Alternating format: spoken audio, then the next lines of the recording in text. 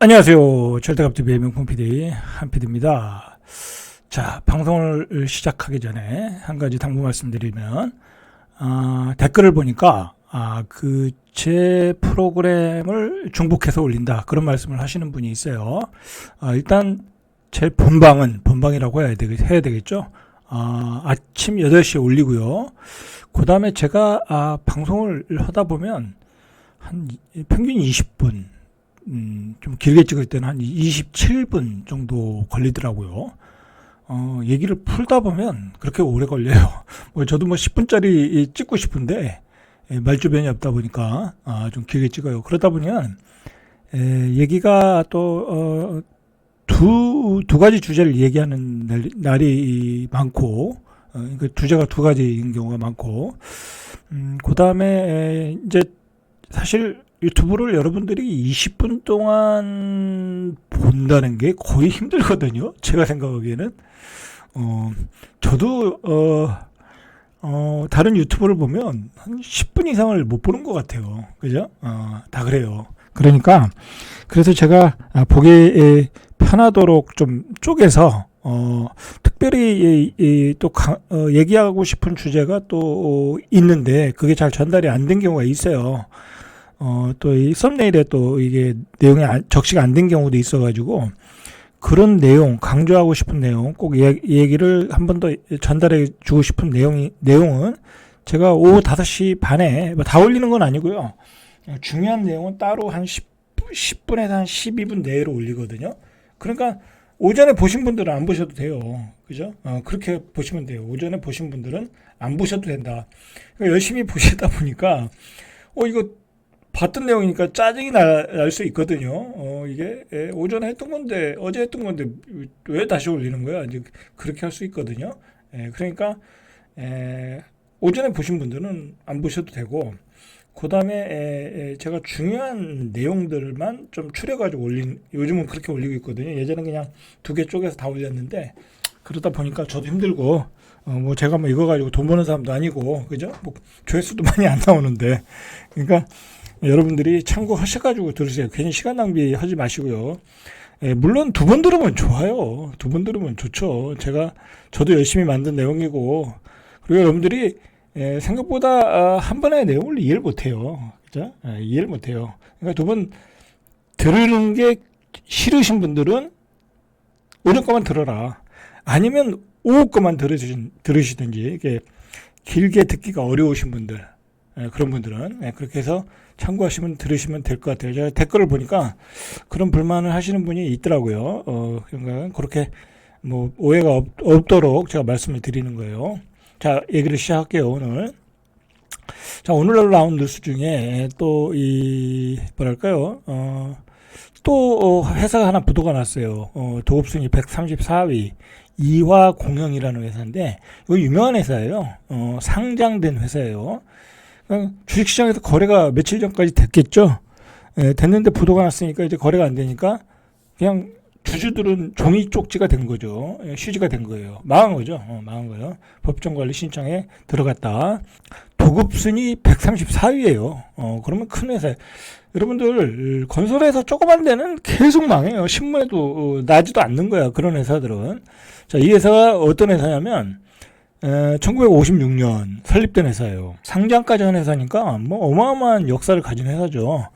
경찰청, 기동대, 청사, 상명대, 종합강의동, 큰 건물들을 한 거죠. 709 노반 계량공사. 올해 2월까지 공사했네요. 229억 원짜리 안양 연성대 신축공사, 이런 것들, 인천 이공장 냉동생지 증설공사. 그러니까 어려운 공사를 하던 기업이에요. 그죠? 이제 다른 기업에서 인수를 해 가겠죠. 어쨌든 기술력이 있는 회사니까. 자, 그렇게 상황은 안 좋다라는 거죠. 상황은 안 좋다. 우리가 지금 4월이잖아요. 그죠? 우리가 4월에는 4월 위기설이 있었어요. 그죠? 4월 위기설이 있었어요. 이제 4월 위기설이 실제로 가시화되는가, 우리가 주목을 할 필요가 있어요. 그리고 실제로 지금 거의 분양을 못 해요. 일반 그 토목공사나 어떤 공공기관에 나오는 발주들은 많이 줄었을 거고, 그다음에 뭐 일반 그 기업에서 나오는 발주는 뭐 요즘 뭐 당연히 줄었을 거고. 그런데 중요한 건 아파트 공사도 거의 분양이 없어요. 지금 서울 수도권에서도 4월 달에 3월 달에 거의 없었잖아요. 한 두 건 있었나요? 그죠? 거의 없었어요. 그다음에 뭐 지방은 지금 분양할 수 없는 상황이고 분양해도 안 되니까. 그래서 못 하는 거고. 뭐 지방에 아파트를 짓고 싶겠죠. 근데 살 사람이 없는 거야. 누가 사겠어요? 분양가가 한 7억 정도 하는데 6억에서 7억 정도 하는데 그 살 사람이 없어요. 내 아파트는 4억도 안 가. 그럼 그거 팔고 누가 사겠어요? 젊은이들은 또 별로 없어. 살 사람은 다 서울로 가고. 그러니까 분양가가 싸야 지방은 분양이 되거든요. 입지가 좋은데 그렇게 하면 또 채선성이 안 나오니까 분양을 못 하더라. 이제 그런 상황이라는 거죠. 그 상황이 이제 안 좋다. 자, 그리고 이제 토지 거래 규제가 다시 묶인 후에 시장 상황을 보니까 아주 특이한 현상이 있어요. 매물이 급감, 그죠? 매물이 급감하고 있다. 송파 헬리오시티의 매물이 65%. 그러니까 이제 그동안 그 토지 거래 해제했을 때 그 강력하게 그 인기가 있었던 지역에 매물이 급감하고 있다라는 거예요. 여러분 이거 특이한 현상이에요. 보통 토지 거래 규제를 다시 묶으면 이제 가격이 안 오르는 거잖아요.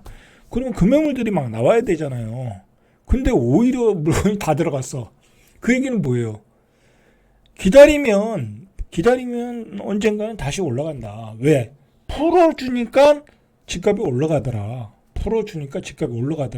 자, 그게 어떤 규제의 한계죠. 그 규제라는 게 그렇게 독약 같은 거예요. 단기간에는 가격을 잡을 수 있어. 그죠? 이번에 이제 가격을 잡을 듯이. 그런데 이걸 풀어줄 때의 효과가 너무 또 가격을 급등시킬 수 있는 효과가 있어. 그거를 이제 학습 효과로 나타났고 매물을 가지신 분들이 이제 걷어들여 뭐 급한 것도 아닌데. 근데 너무 많이 이제 매물들이 사라지고 있더라라는 거죠. 65%. 자, 부동산 빅데이터 업체 아실에 따르면 헬리오시티의 매물은 이달 238개로 집계됐는데 직전의 달에 보니까 689건. 이게 동일 매물건이거든요. 동일 매물. 그러니까 매물이 10여일 만에 65.4% 어마어마하게 줄은 거죠. 자, 강남구 DH 퍼스트 아이파크 214에서 150건, 역시만 한 60% 정도. 송파구 잠실 AS가 502건에서 364건. 자, 이게 동시에 이렇게 된다라는 것은 강력한 학습 효과를 줬다. 그러면 이렇게 되면 토지 거래를 다시 허가를 풀 수가 없어. 그죠? 풀 수가 없어요. 그러니까 다른 여러 가지 조치가 있거나 뭐 진짜 부동산 상황이 굉장히 안 좋아지거나 그렇지 않고서는 풀기가 쉽지가 않아졌다. 자, 당분간 거래 절벽 때문에 거래는 안 되는 거니까 가격 하락이 조금 이어지겠죠. 뭐 이거는 이제 당연한 얘기고 관망하려는 심리가 짙어질 것이다. 그러나 이제 매물이 많이 없어졌으니까 큰 폭의 하락도 없겠죠. 그럴 가능성이 없겠죠. 자, 그렇게 보셔야 돼요. 뭐 저는 항상 여러분들한테 순리적인 흐름을 이야기하거든요. 뭐 지나치게 저희 주관적인 얘기 안 해요. 그죠? 저희 주관적인 얘기 안 해요. 그리고 저는 뭐 폭락론자도 아니고, 그죠? 그렇기 때문에 순리적인 얘기를 해요. 가격이 조금은 하락할 것이다. 그러나 만약에 이럴 수는 있죠. 거래가 안 돼. 뭐 전혀 안 돼. 그 다음에 뭐 경제는 계속 안 좋아. 뭐 지금은 좋아질 수 있는 상황은 아니잖아요. 그죠? 미국의 관세 폭탄 때문에 수출이 굉장히 줄어들고 있거든요. 내수도 뭐 거의 폭망 수준이고. 그러면 급한 사람들이 매물을 내놔요. 이제 그러면서 간헐적으로 급매물들이 나오면서 가격은 하락시킬 수 있어요. 그런 현상이 사실 요즘 보이긴 보여요.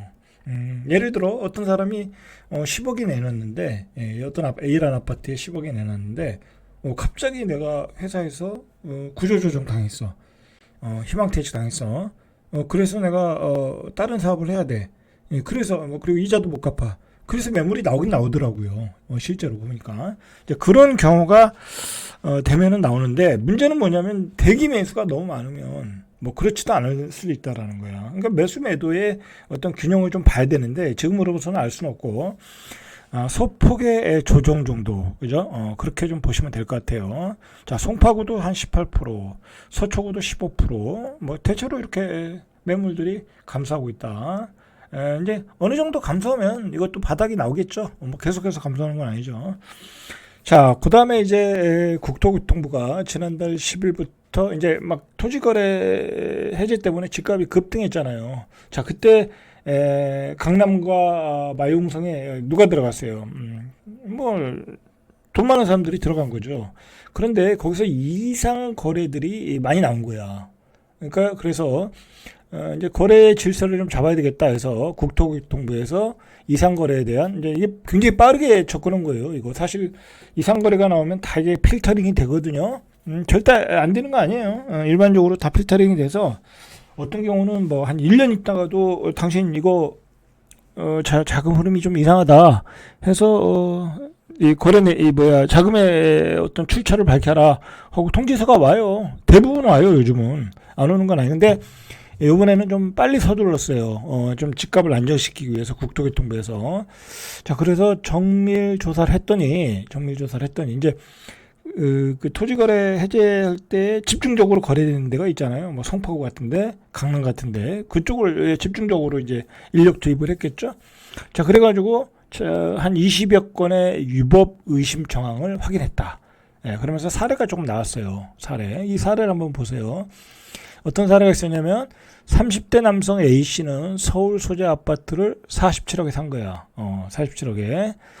그러니까 30대가 주로 산다니까요. 근데 이 사람이 자기가 뭐 돈이 있겠어요. 성공한 기업가가 사면 자기 돈으로 사겠지만 뭐 그렇지 않는 경우가 많잖아요. 그래서 자기 자금 한 17억 원, 뭐 30대가 17억 원이면 많은 거죠.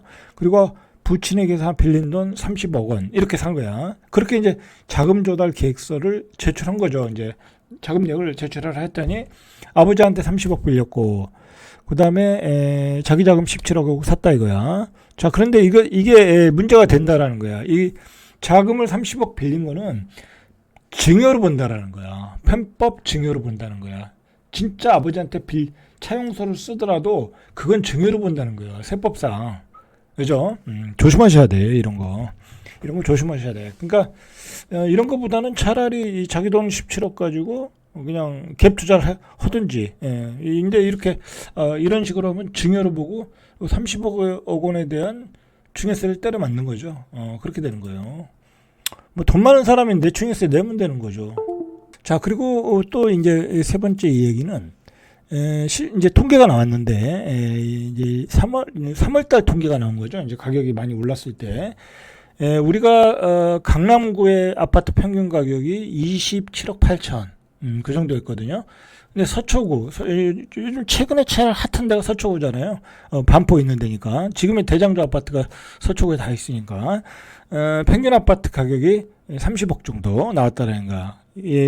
비교해 보니까 1년 새 8억이 올랐다. 제가 어제 그 영국의 그 분석기관 어디 업체인지 기억이 안 나네. 그 분석기관이 초고가 아파트의 평균 상승률을 100개국을 비교했더니 대한민국이 1등이더라는 얘기를 기사를 제가 이야기했어요. 그때 나온 게 18%가 올랐다라는 거야. 18% 대한민국이. 그 세계 1위. 그러니까 초고가 아파트를 에 대한 똘똘한 한 채에 대한 열풍이 있었다라는 거죠. 그러면서 8억이 올랐다. 실제로 30억을 돌파했다. 맞는 얘기죠. 앞뒤가 지금. 자, 이렇게 상급지 갈아타게 나선 현금 부자 수요가 가격을 끌어올리고 있다. 여러분, 잠시 우리가 한번 생각을 해봐야 될 필요가 있어요. 이게 조금 좀 다른 얘기인데, 우리가 사실 우리 동양 사상에서 가장 어떤 철학적인 게 뭐가 있어요? 음양의 논리잖아요. 그죠? 음양 사상에서 음과 양이 조화를 이룬다. 그 어떤 밸런스를 이룬다라는 거잖아요. 그런데 사실 강남이라는 어떤 학군지의 아파트, 이런 데가 학군지니까 들어가서 산다는 것은 어떻게 보면 계속 나의 삶에 드라이브를 걸어야 돼. 그죠? 내가 내가 50억짜리 아파트, 30억짜리 아파트 사면 빚을 내고 사는 거잖아요. 그죠? 그냥 사는 거 아니잖아. 뭐 부모님한테 도움을 받아서 사는 분도 있겠지만 대부분이 빚을 내서 산단 말이야. 그럼 빚을 내서 살면 그걸 갚아야 돼. 그리고 거기서 아들, 딸을 낳으면 계속 걔들도 공부를 시켜야 돼. 왜? 아버지 같이 강남에서 잘 살려면 니들도 공부 잘해서 의대를 가든지, 그죠? 아니면 뭐 로스쿨을 가서 판검사가 되든지, 그렇게 어떤 드라이브를 걸 수밖에 없거든요. 그러니까 참 피곤한 거죠, 그죠? 뭐 거기서 뭐 그렇게 살아서 목적을 이뤘어. 뭐 강남에서 좋은 학교 나와서 좋은 대학을 가서 뭐 좋은 과를 나와서 돈도 잘 벌고 좋은 아파트 샀어. 그런데 그렇게 해서 목적을 이루면 그게 과연 행복한가? 라는 거죠. 과정이 힘들다라는 거죠. 과정이. 그러고 나서 또 몸이 아플 수도 있고, 그죠? 그런 걸 생각해 보면, 굉장히 우리는 뭐랄까요. 계속 빠른 속도로 드라이브를 거는 어떤 목적지를 향해서 가고 있다라는 게, 이런 아파트의 가격과 흐름에서 좀 알 수 있는 것 같아요. 그냥, 대한민국은 모두가 강남에 살려고 그러고, 그죠? 돈을 벌어서, 그리고 모두가 의대를 가려고 그러고, 제가 요즘 의대 보세요. 뭐 다른 얘기지만, 요즘 의대 보면 완전히 괴물이 돼버렸잖아요. 저는 의사를 굉장히 존경하거든요. 정말 우리를 위해서 열심히 치료해주고 그 힘든 시간을 치료해주는데 존경하는데 요즘 보면 의사가 정말 그 의대의 친구들이 지금 하는 행동을 보면 괴물 같아요. 제적한다니까 이거 등록하고 수업은 안 들어오고. 근데 이런 게 무조건 1등을 해야 된다. 좋은 학과 가야 된다. 그죠? 의대를 나와서 돈을 벌어야 된다. 그런 강박관념이 만드는 것 같아요. 그죠? 이 대한민국 사회에 어떤 뭐랄까요? 돈으로 행복을 만든다. 돈을 많이 벌어야 행복하다.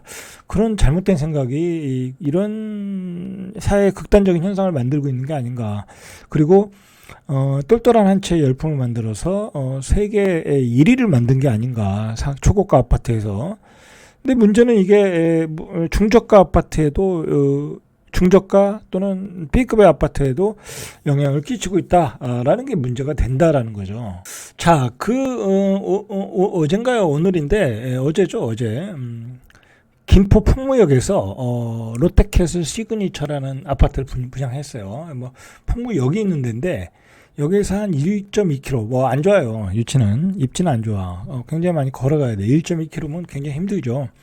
그러니까 1순위에서 0.76이야. 그러니까 미달이 된 거죠. 미달이 된 거예요. 근데 이 아파트를 제가 왜 이야기하냐면 한번 분양가를 한번 보시죠. 자, 분양가가 평당 2,100만 원. 2,100만 원.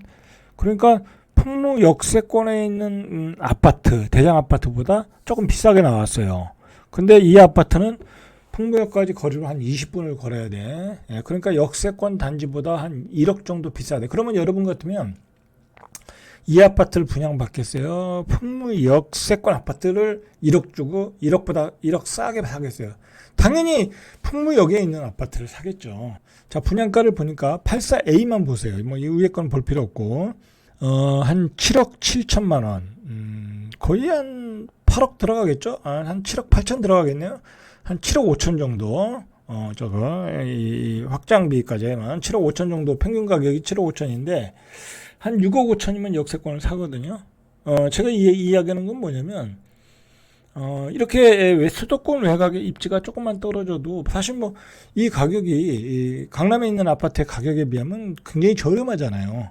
자, 그런데도 시장은 굉장히 차갑다라는 거야. 사실 이 정도면 분양이 될 수도 있거든요. 이 정도 분양 가격이면 요즘 뭐 원자재 가격이 많이 올랐으니까. 근데 이런 쪽의 시장은 굉장히 차갑다. 그러니까 이런 쪽의 아파트에 사는 사람 입장에서는 이 가격이 부담스럽다는 거야. 그리고 이 가격에 살 바에는 저렴하고 좋은 입지의 아파트들이 널려 있다. 참 차이가 많이 나죠. 강남의 아파트와 이런 아파트와. 자, 그다음에 이제 드디어 이제 하남 교산지구에서 하남 교산은 3기 신도시인데 지금까지 분양을 안 했어요. 제가 알기로는 처음 하는 걸 알고 있거든요. 뭐 사전 청약을 했는지 모르겠지만 본 청약 기준으로는 처음으로 하는 건데 사전 청약을 했던 것 같아요. 근데 3기 신도시에서 가장 좋은 데가 하남 교산이에요. 하남 교산. 여러분들 하남 교산은 어떻게든지 기회가 되시면 받으셔야 돼. 그리고 하남 교산에 분양가가 어떻게 나오는지 우리가 좀 알 필요가 있어요. 그래야 우리가 앞으로의 분양 시장에 여러분들이 대응할 수 있어. 이 정도 분양가면 적극적으로 받아야 된다. 다른 지역과 비교해 가서. 자, 이게 사전 청약보다 한 1억 정도 올랐다라는 거예요. 요번에 하는 그 푸르지오가, 교산 푸르지오 퍼스트인가요? 이름이. 사전 청약보다 1억 정도 올랐다. 뭐, 사전 청약은 뭐 1년 반, 2년 이상 됐을 테니까, 그때보다 뭐, 당연히 원자재 가격이 올랐으니까, 한 1억 정도 올랐다. 자, 대체로 사전 청약보다는 본 청약 들어가니까, 인천 계양 같은 데는 한 18%, 분양가에 18% 올랐고요. 고양 창릉 같은 경우에 한 15% 올랐고요. 뭐 대체로 한 1억 정도, 84 기준으로 한 1억 정도 올라가고 있더라라는 거죠. 자, 그렇게 1억이 올라가니까 계양에서 고양 창릉에서 714명이 청약을 포기했어요. 이제 본 청약으로 넘어간 거죠. 뭐 비싸서 포기했는지 아니면 다른 데 분양을 받았는지 알 수는 없지만, 근데 가능한 한 포기하시면 안 되죠. 받으셔야죠.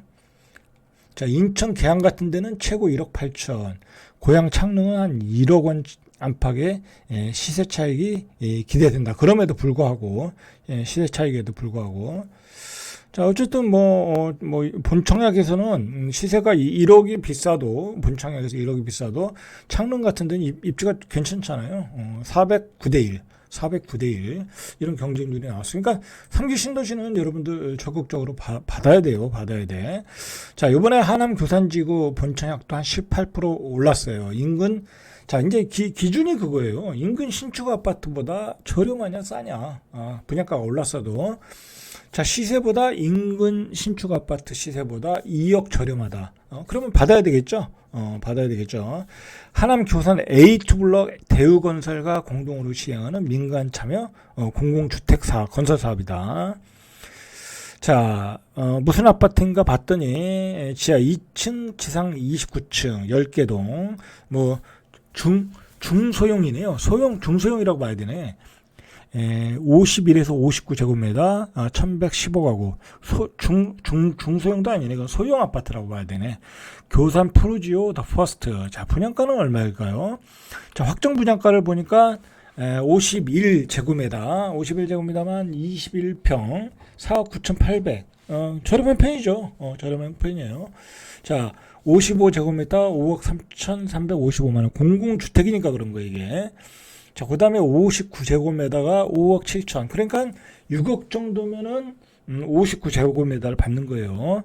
자, 그러면 우리가 한번 비교를 해봐야 돼. 예를 들어, 제가 갑자기 생각이 나는 게, 사무선의 녹번역, 그죠? 이편한 세상. 거기가, 지금, 사면 9억 5천 줘야 되거든요. 한 3년 된 거. 한 9억 5천 줘야 돼요. 근데 여기 하남 교산에 한 6억 정도면 사는 거야. 그럼 괜찮죠, 하남 교산이. 그리고 불광역에 5월 달에 분양하는 아파트가 5억 제곱미터가 똑같은 게 거기도 이제 역세권이고 나중에 GTX도 들어오고 입지도 좋아요. 그게 한 10억 정도예요. 그러면 이것도 뭐 그렇게 비싼 편은 아니다. 물론 그것도 분양이 되겠지만, 자, 그런 상황이에요. 그런 상황이다. 자, 인근 5구제곱미터가 한 7억 4,500이니까 한 1억 5천에서 2억 정도 싼 거죠. 당연히 뜨겁겠죠. 이번에 자격이 되시는 분들은 적극적으로 받으시길 바래요. 경쟁률은 400대 1 이상이라고 보시면 되겠죠. 경쟁률은 400대 1 이상 된다. 자, 오늘은 전체적으로 이 토지거래 이후의 어떤 상황, 자, 그거 위주로 봤고, 그 다음에 분양가, 3기 신도시의 분양가가 어느 정도 가격이 나오는가 우리가 파악한 거예요. 그러면 5구가 하남 교산 기준으로 5구가 5억 7천이면 한 84는 7억 정도, 6억 7천에서 7억 정도, 그렇게 보시면 되겠죠. 한 6억 7천에서 7억. 그러면 미사 같은 데가 한 8억 정도, 9억 정도니까 역시 뭐 1억에서 2억 사이의 시세 차익이 나겠죠. 자, 그런 거 비교하셔가지고 받으시면 돼요. 자, 오늘 여기까지 절대값 TV의 명품 PD 한 PD였습니다.